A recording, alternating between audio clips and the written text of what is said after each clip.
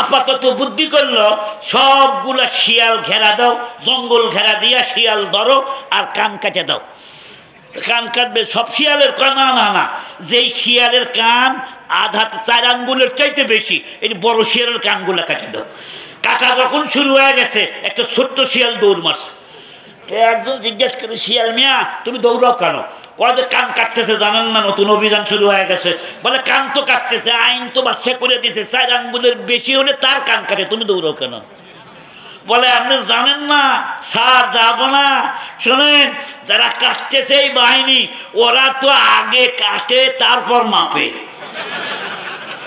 এই কথা কয় না, আগে কাটে, কাইটা মাইফা যখন দেখে এটা 4 আঙ্গুলের কম, থুক্কু সরি। কান কাইটা সরি কয় আর লাভ আছে? রিমান্ডে নিয়ে পিটাইয়া পাগলের হাড্ডি ভাঙ্গিয়া দিয়া তারপর নির্দোষ সরি সরি তো সরি কা লাভ কি? इत्तेबाए अबू हनीफा की सनद जिंदा न है, इत्तेबाए अबू हनीफा की सनद जिंदा न है, हम्बली होता है पूरे पीठ पर खाने के बाद। अल्लाहु अकबर। নির্যাতন, জুলুম, অত্যাচার যতই আসুক না কেন প্রতিপতি কণ্ঠস্বরকে দাবিয়ে রাখা যাবে না। এবার আসেন, ইন্নাদ-দীন ইনদাল্লাহিল ইসলাম বলতেছিলাম। ইসলাম শব্দের অর্থ কিন্তু শান্তি না। ইসলাম মানে কি? ইসলাম বাবে ফালের মাসদার, আর ইসলাম মুসলমান সুদান ওয়া গারদান নেহাদান বা আতাত ও মুসলমানি বুয়াত গারদান নেহাদান, মুসলমানি বুয়াত গারদান নেহাদান, এনানে খুদ বদস্তে খাজা দাদান, এনানে খুদ বদস্তে খাজা দাদান। মুসলমানি কান্দের মধ্যে জুয়াল নেওয়ার নাম। আপনারা ঢাকার মানুষ জুয়াল চেনেন কিনা আমি জানি না। ঢাকার মানুষ মানে সবগুলা কি ঢাকায় জন্মগ্রহণ করছেন? গ্রামের মানুষেরা ঢাকা ঢাকা হয় নাই, কত জোরে কন্যা ঠিক না বেঠে? মুসলমানি গুলো কান্দের মধ্যে জুয়ান নেওয়ার নাম। যে গরু কান্দের মধ্যে জুয়ান নেয় না, ওই গরু দিয়ে যেমন হাল বোয়া যায় না, গাড়ি টানা যায় না, ওই গরু দুধও দেয় না। বলদ গরু দুধ দেয় না। কেউ ঢাকার বলদে দুধ দেয়নি, জোরে বলুন দেয়? যেই বলদ কান্দের মধ্যে জুয়ান নিল না, দুধও দিল না, ওই বলদ গরুকে আপনি টাকা পয়সা দিয়া খোল ভুসি কিনা পারবেন না। ওকে আপনি নিকটস্থ কসাইখানায় পাঠায় দেবেন। যে মুসলমান কান্দের মধ্যে জোয়ান নিতে চায় না, মুসলমানই নাম ধারণ করেছে, নামাজ নাই, রোজা নাই, হজ নাই, যাকাত নাই, বিবির পর্দা নাই, বোনের পর্দা নাই, ইসলামী কোনো শিক্ষা ব্যবস্থাপনা নাই। গরু যেমন কান্দের মধ্যে জোয়ান না নিলে ওই গরুর ঠিকানা যেমন ঢাকার কসাইখানা। যে মুসলমান আদম শুমারিতে মুসলমান কিন্তু প্রকৃত মুসলমান হতে পারে নাই, তার ঠিকানা হবে জাহান্নামের কসাইখানা। তাহলে ইসলাম শব্দের আবিধানিক অর্থ হলো আত্মসমর্পণ করা, নিজের লাগামটা মালিকের হাতে তুলে দেওয়া। মালিক তুমি যেভাবে চালাবা আমি সেভাবে চলবো। সুবহানাল্লাহ বলেন। কুল ইন্না সালাতি ওয়া নুসুকি ওয়া মাহইয়ায়া ওয়া মামাতি লিল্লাহি রাব্বিল আলামিন।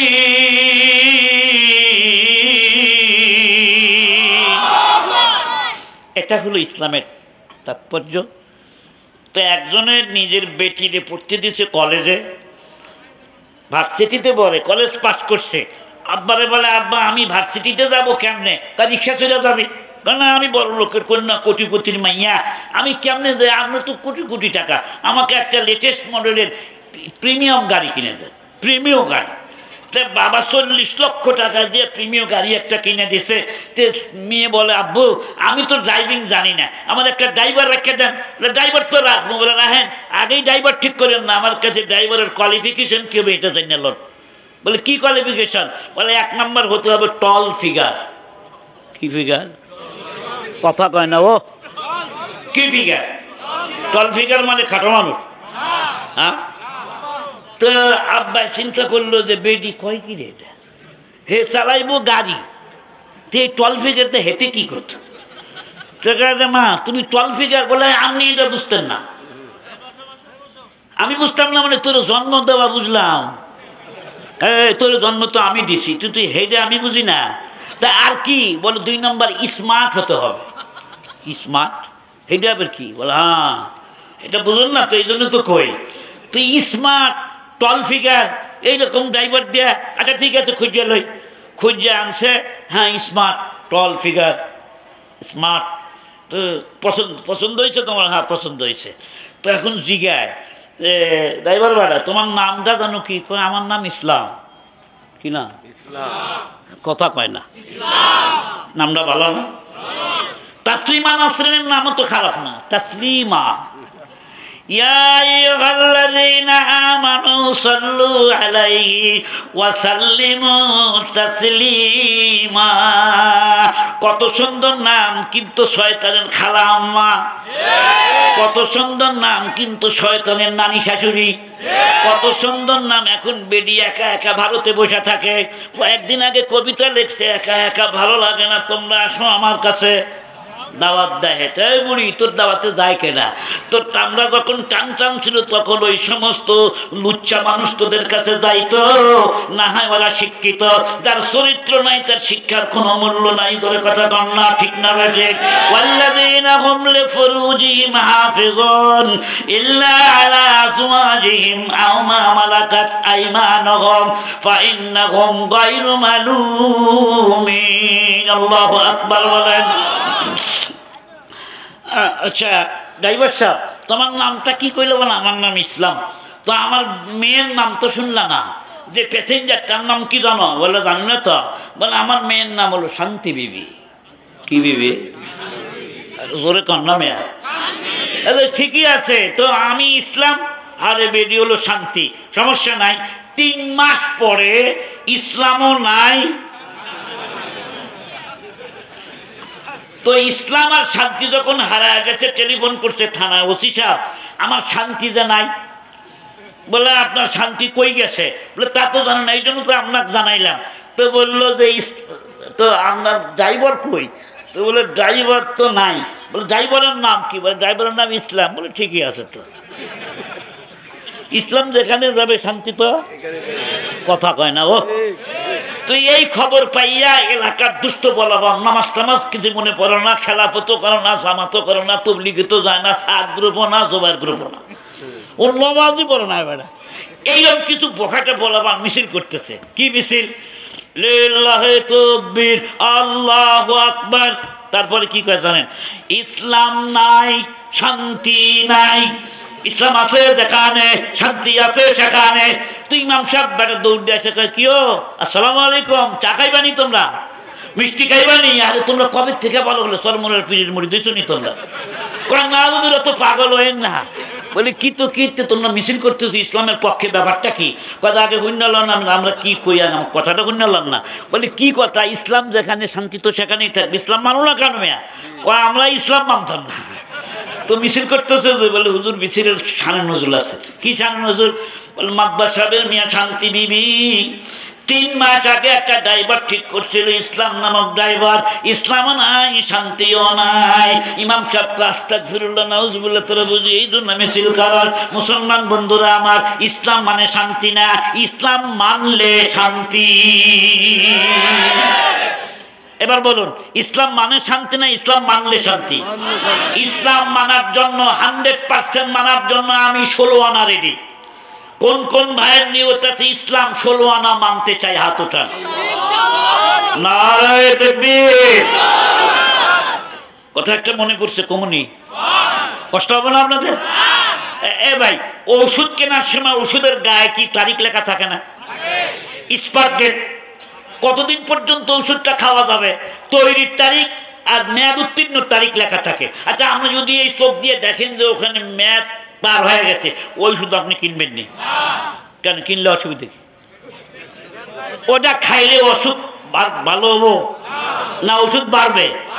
এমন ওষুধও আছে ওটা খাইলে আপনি মরবেন। বন্ধুরা আমার, ডেট এক্সপায়ার্ড ওষুধ যেমন আপনি কিনা খান না। অনেক মানুষ বলে ইহুদি কি ধর্ম না, ইসাই খ্রিস্টানরা কি ধর্ম না, হিন্দুটা ধর্ম কি ধর্ম না। এই যে 22 তারিখে উদ্বোধন করলো, রাম নাকি প্রাণ ফিরা পাইছে ওই জায়গায় আসিয়া, অযোধ্যায় আসিয়া। কত সুন্দর করে মন্দির বানাইছে, মুসলমানের কলজায় আঘাত লাগার কথা। 2006 সালে নাকি? না না না না, 6 ডিসেম্বর 1992 নাকি?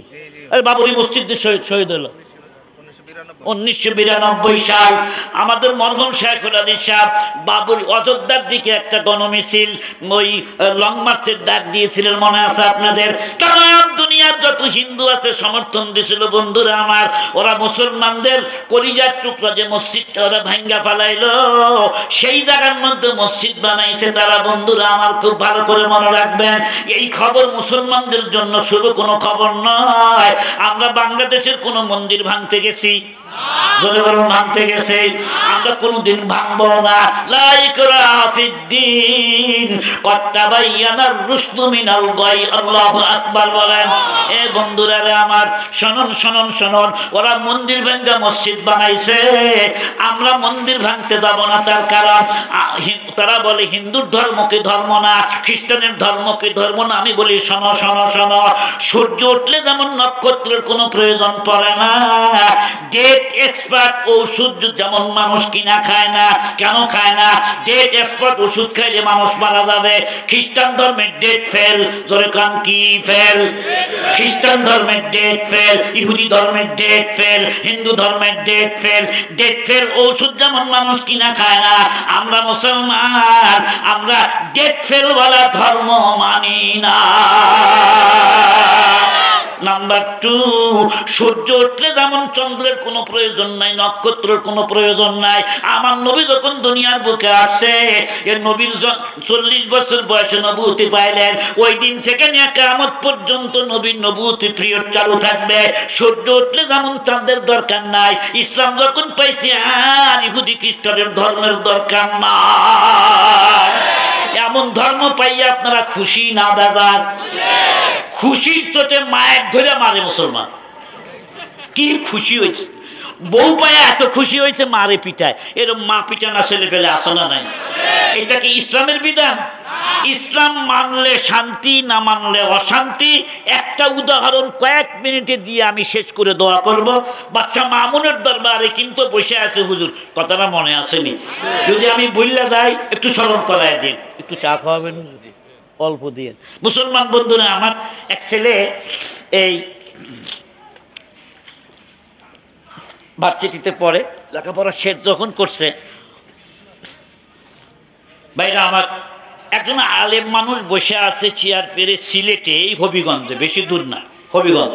হবিগঞ্জের নাম শুনছেন নি আপনারা? এই হবিগঞ্জে একজন আলেম মানুষ বসা আছে। তো এই চৈত্র মাসের দিন ঝিরঝিরে বাতাস আসতেছে, ঠিক এমন সময় দেখে একটা ফকির ওই রাস্তা দিয়ে যাচ্ছে। আলেম মানুষ ফকিরের দিক তাকাইছে, হুজুর একটু ধনী মানুষ, ফকিরের দিক তাকায় দেখে ফকিরের ডান হাতটা পুরাটা অবশ, ডান হাতটা কুঞ্চির মতো চিকন হয়ে গেছে। এই আমার দিক তাকান, হ্যালো প্লিজ অ্যাটেনশন পজিশন। কুঞ্চির মতো চিকন, বাম হাতে লাঠি। ফকিরের ডান চোখটা অন্ধ, ডান পায়ের মধ্যে একটা ফোঁড়া, সে ফোঁড়াটা পাইকে গেছে, ঘা হয়ে গেছে, পোকা দিছে, পোকাগুলা কিলবিল করতেছে, মাছি ভিন ভিন করতেছে, দুর্গন্ধ বেড়ে। হুজুরের কাছে এসে সালাম দিছে, আসসালামু আলাইকুম রহমতুল্লাহ। হুজুর 3 দিন হলে কিছু খাই না, হুজুর আমারও কিছু খাইতে দেন। হুজুর তখন বললেন, অন্য কোনো বাড়িতে চাও নাই? হুজুর চাইছিলাম, কিন্তু আমার এই পোকার দিকে লক্ষ্য করে, ঘৃণা করে, অবজ্ঞা করে কেউ বাড়ির ভিতরেও ঢুকতে দেয় নাই, ভিক্ষাও দেয় নাই। আপনি দেবেন হুজুর এক মুঠ খানা আমারে? হুজুর তখন বললেন, হ্যাঁ, আমি তো তোমাদের মতো মানুষের জন্যই আল্লাহ আমাকে রিজিক দিয়েছে। একটু সুবহানাল্লাহ। ভিতরে নিয়ে বিশ্রামাগারে বসতে দিয়া নতুন প্লেট নিয়ে আসছে, নতুন থালা, দস্তরখান। পুত্রবধূ জিজ্ঞেস করে, আব্বা কোনো ভিআইপি মেহমান? বলো হ্যাঁ। এদের চাইতে বড় ভিআইপি আর কে আছে রে? দুনিয়ায় যারা দুর্বল, দুনিয়ায় যারা অসুস্থ, কিয়ামতের ময়দানে আল্লাহ সুস্থ বানায় সবল বানায় উঠাবেন। আল্লাহু আকবার বলেন। ইন্নামা তুনসারুন ওয়া তুরযাকুনা বিদুআফাইকুম। তোমার একটা ভাই দুর্বল দেখে তাকে তুমি গালি দিও না, একটা মুসলমান ভাই দুর্বল দেখে গালি দিও না। ও মুসলমান মনে রাখো, তোমার সংসারে যদি একটা দুর্বল দুর্বল মানুষ থাকে, তুমি মনে করো না এটা বার্ডেন ওটা বার্ডেন নয়। ওই ইন্নামা তুরজাকুনা বিদুআফাইকুম, ওই দুর্বলের ওসিলায় আল্লাহ তোমার দোকানের মধ্যে বরকত দেয়, তোমার ব্যবসার মধ্যে বরকত দেয়, ঘৃণা করিও না। ও আমার ভিআইপি মেহমান, বৌমা কি ভালো খানা আছে দিয়ে দাও। কেন আব্বা এত সুন্দর খানার ব্যবস্থা? বৌমা তুমি হাদিস পড়ো নাই, হাদিসে কুদসির ভিতরে আসছে ময়দানে মাহশরে আল্লাহ রাব্বুল আলামিন বলবে একজন ধনীকে, এই ধনী বান্দা এদিকে আসো, বান্দারে আমি তোর কাছে একদিন খাইতে চাইছিলাম, বড্ড ক্ষুধার্ত ছিলাম আমি, তুমি আমারে কেন খাইতে দাও নাই? তোমার কাছে পানি চাইছিলাম, তুমি কেন আমারে পানি দাও নাই? তখন ধনী ব্যক্তি বলবে আল্লাহ তুমি তো সমাদ, সমাদ মানে বেনিয়াস, তোমার কোনো পেট নাই, তোমার কোনো ক্ষুধা নাই, কবে গেলে তুমি আমাদের কাছে খাদ্য খাবার জন্য? আল্লাহ সেদিন বলবে বান্দারে ওই গরিব তোর কাছে একদিন খাদ্য চাইছিল, ও গরিবকে খাওয়াইলে আমি আল্লাহকেই খাওয়ানো হতো। খাওয়া শেষ, আলেম মানুষ দেখতেছে ওই গরিব মানুষটা গামছা দিয়া ঘামগুলা মুছতেছে, দর দর করে ঘামগুলা পড়তেছে, গোগ্রাসে খাচ্ছে খাবারটা। খাবার যখন শেষ, আলেম মানুষ জিজ্ঞেস করলো বাবা তোমার নাম আব্দুর রহিম না? তোমার নাম কি মকসেদ আলী না? হ্যাঁ চাচা আমার নাম মকসেদ আলী। আপনি আমার নাম কেমনে জানেন? বাবারে তুমি কি একটা সরকারি অফিসার ছিল না? এই তো 2 বছর আগে তোমাকে দেখছি আমি অফিসার হিসাবে। তোমার বউ কি সরকারি চাকরি করতো না? বলে হ্যাঁ আমার বিবিও সরকারি চাকরি করতো। কবে থেকে ভিক্ষা করো? কবে থেকে অসুস্থ হইল? ফকিরকে মাফ করবেন মুরব্বী, আমি এগুলি বলতে পারবো না, কেন তোমাকে বলতেই হবে। কেমন করে আল্লাহর গজবটা তোমার আসলো? ও তোমার সমগুরুরে আজ হেলমে খোদা দেরো গিরাদ সপ্ত গিরাদ মর্তরা। আল্লাহ ধরেন না, ধরেন না। আল্লাহ যখন ধরেন তখন কিন্তু ছাড় দেন না, আল্লাহ ছেড়ে দেন কিন্তু ছাড় দেন না। আলেম মানুষকে বলে হুজুর মিথ্যা বলবো না, আমি যখন মার কাছে আমি শুনেছি, আমি যখন ছোট ছিলাম মার কোলের মধ্যে ছিলাম, তখন আমি আমার বাবারে হারে এতিম হইয়া যাই। আমার মা আমাকে বলেছে বাবা মকসেদ আলী শোন, যেদিন তোর বাবা রোড অ্যাক্সিডেন্ট করে মারা যায় সেদিন আমার বাবা আমাকে নেওয়ার জন্য আসলো, বেটি তোকে বাড়িতে নিয়ে যাবো, তোর বয়স এখনো 22 বছর হয় না রে বিবি, বেটি আমার চল দেয় অন্য জায়গায় বিয়ে দেব। আমার মা তখন বলেছিল, আমার মা আমার কাছে বলেছে বাবা মকসেদ আলী শোনেনি, সেদিন আমি আমার আব্বাকে বলেছিলাম না আব্বা আপনি চলে যান। যেদিন বিয়ে হয়েছে লাল শাড়ি পরে আমি এই বাড়িতে আসছিলাম একটা পালকির মধ্যে চড়িয়া। বাবা গো আমি একটা মুসলিম নারী বাবা, আমি স্বামীর ভিতর থেকে কোনো জায়গায় আমি যাব না। যেদিন আমার মৃত্যুবরণ হবে, যেদিন আমি মারা যাব, সাদা শাড়ি পরাইয়া মসজিদের পালকিতে চড়ে গোরস্থানে যাব, তার আগে আপনার বাড়িতে আমি যাব না। আমি যদি অন্য জায়গায় বিয়ে বসি আমার মকসেদ আলীর মুখের দিকে কে তাকাবে গো বাবা? আমার মকসেদ আলীকে মানুষের মতো মানুষ করতে হবে, আমার মকসেদ আলীকে লেখাপড়া শেখাবো আমি। হুজুর মুরব্বী, আমার মা আমাকে তিলে তিলে মানুষ করলো বটে, কিন্তু আমার মার জীবনের একটা ভুল, খৈরুকুম মান তাআল্লামাল কুরআনা ওয়া আল্লামা বাল্লিগু আন্নী ওয়ালাউ আয়া তালাবুল ইলমি ফরিদাতুন আলা কুল্লি মুসলিম। প্রত্যেকটা নরনারীর জন্য জ্ঞান শিক্ষা করা ফরজ, ইলম শিক্ষা করা ফরজ। আমার মা এটা জানতো না। এক চান্সে এমএ পাস করলাম, মেধাবী ছিলাম আমি। আমার মা একদিন বলে বেটা রে আর কয়দিন তোর জন্য ভাত রান্না করবো রে বেটা, তুই একটা বিয়ে শাদী কর। আমি তখন বললাম মা আর তোমার কষ্ট করতে হবে না মা, আমি বিয়েতে রাজি আছি। মা তখন বললো বাগান তুই কাকে ভালোবাসিস কিনা বল একটু। তখন বলো মা ভালোবাসার লোক আমার আছে, কালকে আমি নিয়ে আসবো। মাকে যখন আমার পছন্দের পাত্রীটা দেখালাম মা কিচ্ছু বললো না। মেয়েটা যখন চলে গেল, ছেলেকে ডাক আমাকে ডাক দিয়ে আমার মা তখন বললো বাবা তুই একটু আমার কাছে বস, আমি অত লেখাপড়া জানি না বাবা, আমি একজন দিনদার গরিব মা, আমি তোকে 10 মাস পেটে রাখছি, আমার কথা শোন। মুরব্বীদের কথা শুনলে অবশ্যই শান্তি হয় রে বাগান, আমার কথা একটা শোন। শোন, যে মেয়েকে তুই ভালোবেসে আমার কাছে আনছিলি বাজার, আমি দেখলাম ওই মেয়েটার কপালের মধ্যে একটা ফোঁটা আছে, ওই মেয়ে মাথার মধ্যে কাপড় দেয় নাই। বিয়ার আগে যে মেয়েটা পরপুরুষের হাত ধরতে পারে, বিয়ার আগে যে মেয়েটা পর্দা ছাড়া চলতে পারে, এটা কোনো আলট্রা মডার্ন ঘরের পুত্রবধূ হতে পারে। আমি তোর তাহাজ্জুদ গুজার মা, আমি গরিব হতে পারি রে বাজান, আমি কোনোদিন তাহাজ্জুদের নামাজ নষ্ট করি নাই। বাজান তুই আমার কথা রাখ, ওই মেয়েকে বিয়ে করলে তুই জীবনে সুখী হতে পারবে না। খেদমতে মাদার পেদার কোন সবাহ শাম, তাকে বাসি দর্দ আলম নেকেলাম। খেদমতে মাদার পেদার কোন ইখতিয়ার, তাকে বাসি দর্দ আলম বখতিয়ার। বিএমএ পাস করছে কিন্তু কোরআন হাদিসের কোনো জ্ঞান এই মকসেদ আলীর সিনার মধ্যে নাই। ওযু কেমন করে করতে হয় তা মকসেদ আলী স্কুলে শিখে নাই, হাই স্কুলে শিখে নাই, ভার্সিটিতে শিখে নাই। মা মারা গেলে কেমনে জানাজা পড়বে এটাও কিন্তু মকসেদ আলী জানে না। বিদ্যা বাংলাদেশের সব শেষ করলো, আল্লাহ চেনার সামান্য জ্ঞান অর্জন করতে পারে না। মকসেদ আলী বলে, মুরব্বী আমি মার কথাটা অমান্য করলাম, মার কথাটা আমার অন্তরের মধ্যে বিষের মতো লাগলো। মা তো বুঝে না, মা কি বুঝবে? তুমি রঙিন চোখেই মেয়েকে ভালোবেসে ফেলেছ। আয় যুবক, ভালো করে মনে রাখো রে ভাই, পায়ে ধরে তোমাদের একটা কথা বলে যায়, মুরব্বীদের অসন্তুষ্ট করে বিয়া করবা, শান্তি পাবা না। একদিন তোমার ডিভোর্স দিয়েও বউ চলে যাবে। কত জোরে কর না, ঠিক না? বহু প্রমাণ আছে আমাদের কাছে।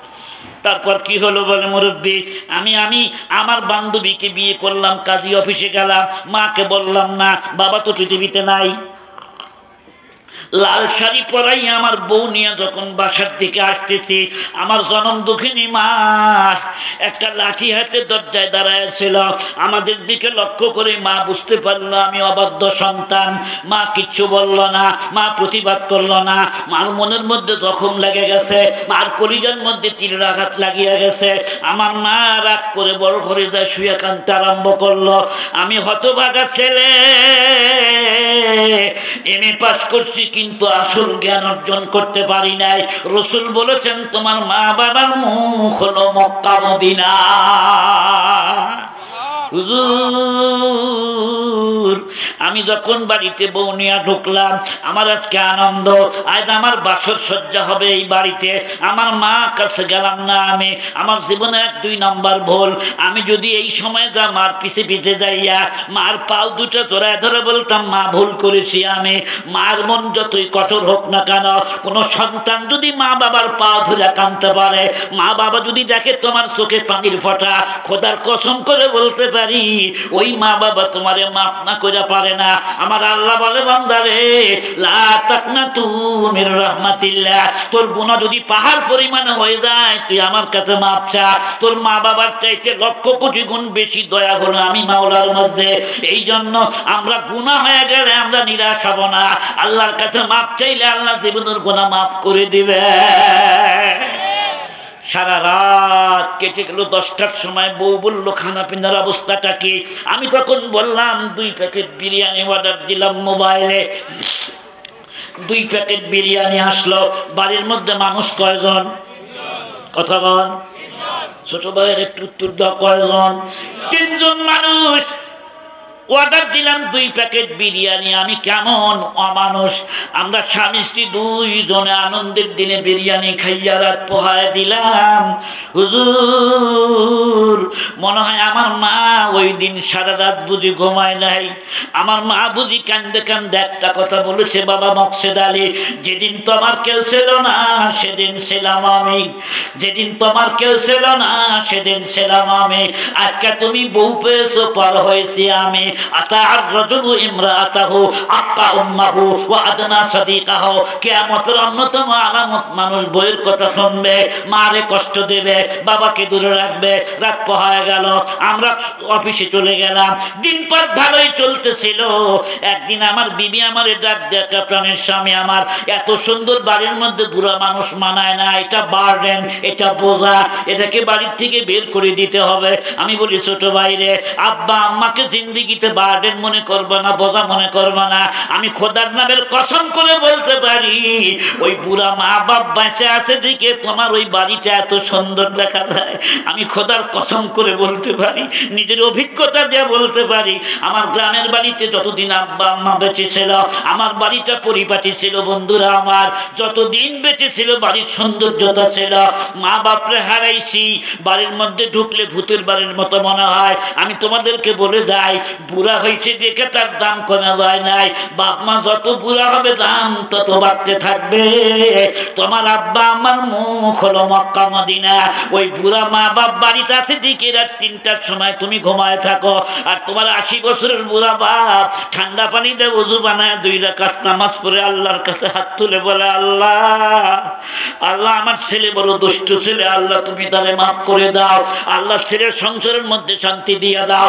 যে ছেলে মেয়ে আমাদেরকে দেখে তুমি তার দিকে অসন্তুষ্ট হইও না, এমন দয়ার মানুষ পৃথিবীতে খুঁজে আর একটাও পাইবা না। হুজুর আমি কপাল পরে একটা সন্তান, হুজুর আমি বউয়ের কথা শুনলাম, আমার বউ বলল বাড়ির থেকে তোমার মাকে বের করে দাও। আমার মা দুর্বল মানুষ, লাঠি ভর দিয়ে দাঁড়াইছিল বারান্দার মধ্যে, আমি একটু দয়া করলাম না। হুজুর আমার হাতের দিকে একবার তাকায় দেখেন, এই হাতটা এমনি কঞ্চির মতো চিকন হয়ে যায় নাই, এই ডান হাতখানা দিয়া আমার দাঁড়ায় থাকা মা কান্দের মধ্যে একটা হাত দিয়া শরীরের যতটুকু বল ছিল শক্তি ছিল, এই শক্তি দিয়ে যখন মাকে একটা ধাক্কা দিলাম, মা বরদাস্ত করতে না পেরে উপর হয়ে যখন পড়ে গেল, মা ঠোঁটটা ফেটে যখন রক্তগুলা ফিনকি দিয়া ছুটল, মা জবান থেকে কথা বলতে পারে না। আমার বউ বলে দাঁড়ায় আছো কেন, পা দিয়ে তোমার মার পিঠের মধ্যে একটা লাথি বসায় দাও। হুজুর শয়তান আমার কান্দের উপর সোয়ার হয়েছিল, হুজুর আমার পায়ের মধ্যে এমনি পোকা দেয় নাই, এটা আল্লাহর গজব, মায়ের বদদোয়া। আমি ডান পাটা উঠাই আমার পিঠের মধ্যে যখন একটা জোরে লাথি দিয়ে দিলাম, আমার মার জবান যেন বন্ধ হয়ে গেল। এই ডান হাতখানা দিয়া মায়ের চুলের মুঠি ধরে টানতে টানতে বাড়ির বাইরে আমি বের করে দিয়ে মেইন গেটটা যখন বন্ধ করে দিলাম, আমার বউ খুশি হয়ে বলে আজকের থেকে বিপদ আমার দূর হলো। আমি বলি মারে আজকের থেকে বিপদ দূর হলো না, আজকের থেকে তোর বাড়ির মধ্যে বিপদ আসার লাইন শুরু হলো। হুজুর মা কোথায় গেল প্রয়োজন মনে করলাম না, মা কোথায় গেল। 6 মাস পরে একদিন, 6 মাস পরে হঠাৎ একদিন গ্রামের একজন মানুষ বলে, মকসেদ আলী তুই কি মানুষ না জানোয়ার রে, মাঘ মাসে শীতের রাত চলতেছে, তোর মা দূরে যায় নাই, তোর মা গ্রামেই আছে, সারাদিন তোর মা ভিক্ষা করে, ওই যে তোর মা মুমূর্ষ অবস্থায় একজনের বাড়ির বাইরে শুয়ে আছে। হুজুর আমি গিয়ে দেখি আমার মা শুধু খেরের মধ্যে শুয়ে আছে, ঠান্ডা বাতাস আসতেছে। আমার মায়ের কাপড়ের দিক তাকায় দেখি আমার মা যে কাপড়টা নিয়ে আমার বাড়ির থেকে বের হয়েছিল, ওই এক কাপড়ের মধ্যে মা 6টা মাছ কাটাই দিছে। মা এই কাপড়টা পরিষ্কার করার মতো সাবান বুঝি পায় নাই। নরমাল শীতের মধ্যে যেই কাপড়ের দরকার, এখন কঠিন শীত, আমার মা ওই কাপড় দিয়ে থরথর করে কাঁপতেছে। আমার বিবেকের দংশন শুরু হয়ে গেল।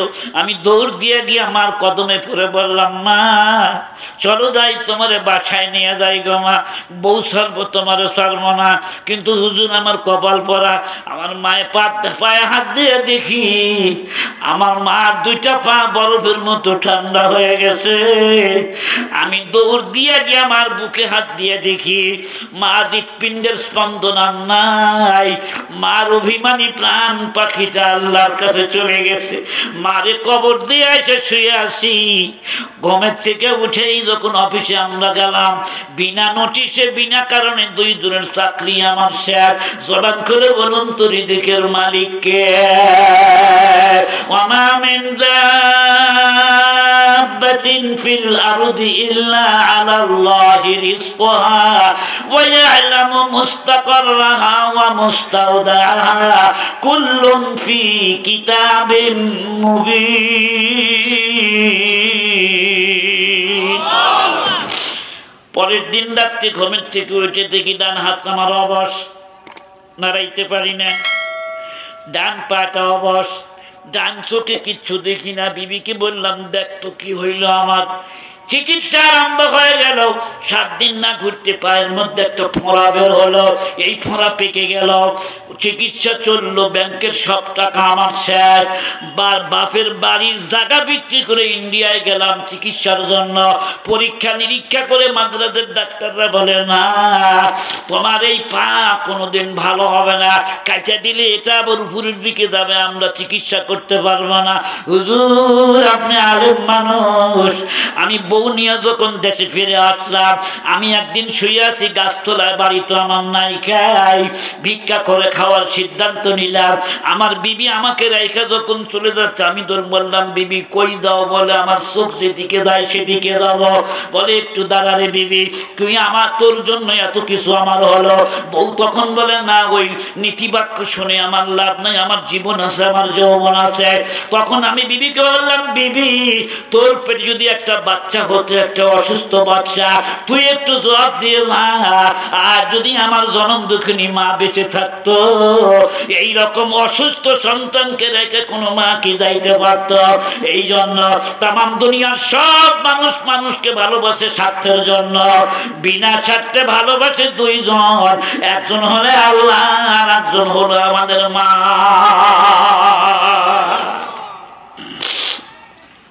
আমি আপনাদেরকে জিজ্ঞাসা করতে চাই, এই ছেলে যে বেয়াদবি করে শাস্তি পেল, ইসলামের জ্ঞান থাকলে কি এতটুক যাইতে পারত? বন্ধুরা আমার, আমি মা হারাইছি, বাবা হারাইছি, খোদার কসম করে বলি, যতদিন বাবা জীবিত ছিল, ছোট ভাইরা শোনো, ততদিন বাবার কাছে টাকা জমা দিতে হয়েছে আমার। মাসের শেষে বলতো, এই মাসের ইমামতি বেতন কত হয়েছে? বলে যে আব্বা 800 টাকা। পাকিস্তান পিরিয়ডের কথা বা স্বাধীনতার শুরুতে 800 টাকা, টাকাটা জমা দাও, খরচ তো কিছু হয়েছে, বলে খরচ দিয়া টাকা জমা দাও। এই মাসে কয়টা মাহফিল করছো, খরচ কত, বাদ দিয়া টাকা জমা দাও। ভাইরা আমার, হঠাৎ একদিন বলে, বাবা এই যে তোমার খাতাপত্র তুমি রাখো। কেন বাবা? যতদিন বেঁচে থাকেন আপনার কাছেই থাকবে, বরকত হবে। কানা বাবা, আমার মন বলতেছে কখন জানি পৃথিবীর থেকে চলে যায়, তুমি আমার কথা মাইনা চলছো, আল্লাহ তোমার কষ্ট দিবে না। একটু জোরে কান মারহাবা। পায়ে ধরে বলে যায়, জীবনের প্রথম মাসের ইনকামটা নিয়ে দরদি মায়ের হাতে দিয়ে বলবো, মা তোমার হাতেই সার্টিফিকেট গো মা, আমার জীবনের প্রথম কামাইটা তোমার হাতের মধ্যে তুলে দিলাম। আমি খোদার কসম করে বলতে পারি যুবক রে, তোমার কামাইয়ের টাকা মা নষ্ট করবে না। মরার পরে বাইশের নিচে হাত দিয়ে দেখবা তোমার দেওয়া টাকা মা ঠিকই রাখছে, নষ্ট করে না। বন্ধুরা আমার, আমি ব্যক্তিগতভাবে অসুস্থ মানুষ, আমি দীর্ঘদিন এলাকায় আসি নাই। মুজাম্মিল আসার পরে আর আশা হয় নাই, দোয়ার জন্যই এসেছি এখানে। ভাইরা আমার, ইসলাম মানলে শান্তি না, না মানলে শান্তি? ইসলাম মানে নাই, অশান্তি আরম্ভ হয়েছে কি হয় নাই?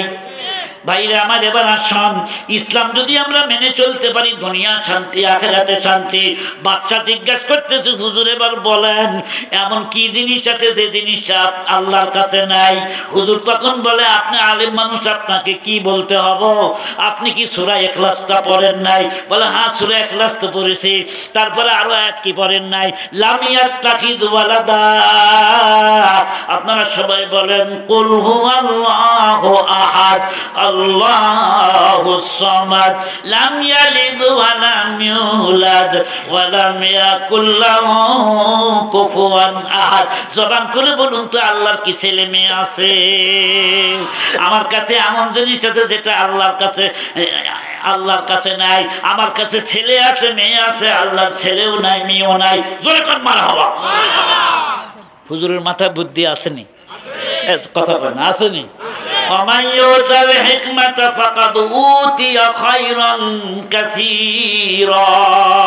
দুই নম্বরটা বল, এমন কি জিনিস আপনার কাছে আছে যেটা আল্লাহর কাছে নাই?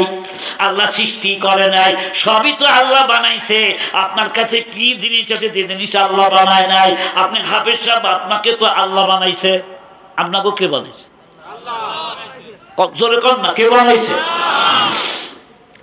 তো বলে হুজুর, আপনি যেমন হাফেজ সাহেব, বাদশাকে বলতেছে, লহে মাহফুজের মধ্যে যা আছে আমার সিনার মধ্যে তাই আছে। হুজুর শোনেন, বাদশা নামদার শোনেন, আপনি আগে বলেন কোরআন মখলুক না।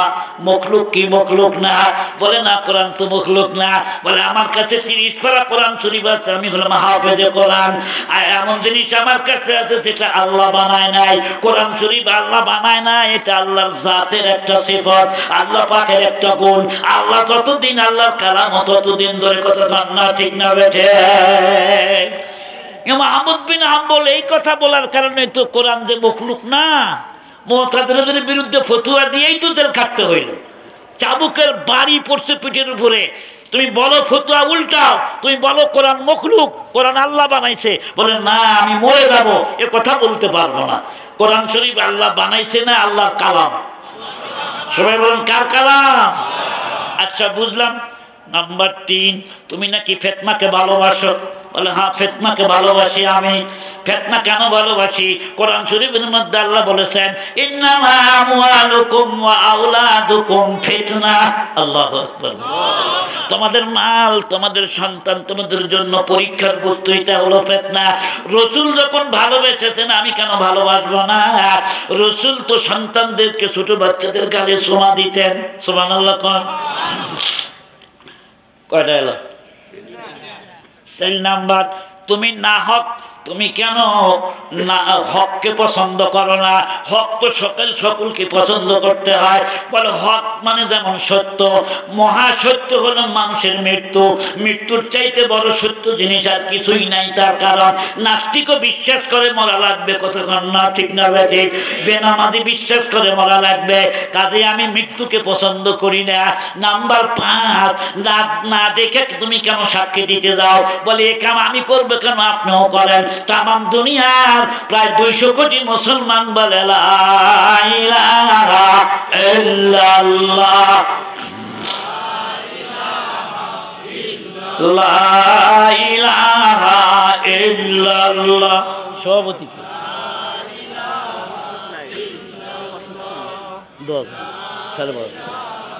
বাস থামান। ওই আর এর পরের কালমাটা কি? আশহাদু আল্লাহ ইলাহা ইল্লাল্লাহু ওয়াহদাহু লা শারীকা লাহু ওয়া আশহাদু আন্না মুহাম্মাদান আবদুহু ওয়া রাসূলুহু। বাদশাহ শুনেন, না দেখে সাক্ষী দেওয়া ঠিক না। তবে আল্লাহ দেখি নাই, রাসূল দেখি নাই, আল্লাহ দেখা সম্ভব না। চামড়ার চোখ দিয়ে আল্লাহ দেখতে পারবো না। বেহেশতের মধ্যে গেলে ঠিকই আমরা আল্লাহ দেখতে পারবো। জোরে কান মারহাবা। না দেখে সাক্ষী দেই, এই লা ইলাহা ইল্লাল্লাহ সাক্ষী। এবার 6 নাম্বারটা বলো, বিনা ওযুতে কেমনে সালাত আদায় করো? বলে সালাতের অর্থ হলো মোট 4টা। কথা কি বুঝতেছেন আপনারা? চেতন আছেন? কই রাত 12:30 এখন চেতন। সালাতের 4টা অর্থ।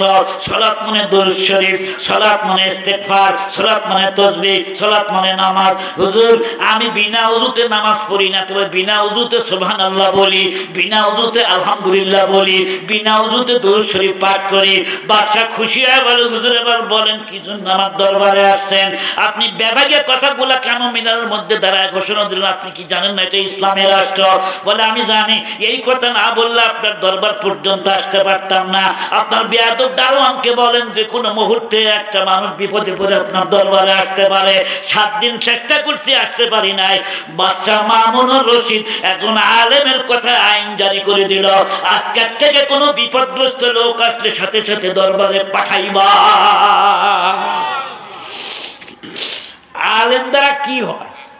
আলেম দ্বারা যা হয় অন্য লোকের দ্বারা তা হবেও না। বন্ধুরা আমার শুনুন, বাদশা তখন জিজ্ঞাসা করলো কত ক্ষতি হয়েছে? আপনার বলে 1020 টাকা। বাদশা খুশি হয় খাজানচিকে বলে, খাজানচি শোনো, এই হুজুরের বাড়িতে 50,000 টাকার সামানপত্র পৌঁছাইয়া দাও, 50,000 টাকা নগদ দিয়ে দাও। আমি খুশি হইয়া গেছি হুজুরের উপরে। জোরে কান মারহাবা। কষ্ট দিব না আপনাদেরকে, এখানেই আমি দোয়া চেয়ে নিচ্ছি। আবার বেঁচে থাকলে কোনো হলো প্লিজ না লিল্লাহ, এ কি ভাত খাইলে হাত ধুইবে না? এখানে মনাজাত নিষেধ নাই। মনাজাত অসুবিধা? মনাজাত করবেন না? কি ঠেকা মনাজাত? বাদ দে, বাংলাদেশে বহু জায়গায় আছে, এক জায়গাতে হাত তুলছে, আমার হাতটা নিয়ে দূর কয়েক হুজুর দোয়া করে বেদাত, আমি বললাম দাঁত ছলাই দেবো ব্যক্তি তোরে বেদাত বানায় দেবো আজকে। আরে কোন জায়গায় বেদাত আর কোন জায়গায় বেদাত না আমরা পড়িনি, বলে না করে আলে হয়েছি। বন্ধুরা আমার, যে যেখানে বসে আছেন একটু দিলটা নরম করে দিয়ে, মা বাবার জন্য দোয়া হবে, সকল মুসলমানের জন্য দোয়া হবে, দুরূদ শরীফ পড়ি সবাই।